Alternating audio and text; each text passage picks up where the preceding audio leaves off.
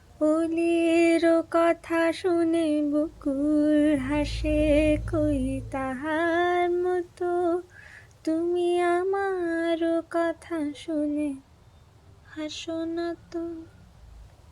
আকাশ পারে ওই অনেক দূরে, যেমন করে মেঘ যায় গৌরে। আকাশ পারে ওই অনেক দূরে, যেমন করে মেঘ যায় গৌরে। যেমন করে সে হাওয়ায় ভাসে, কই তাহার মতো তুমি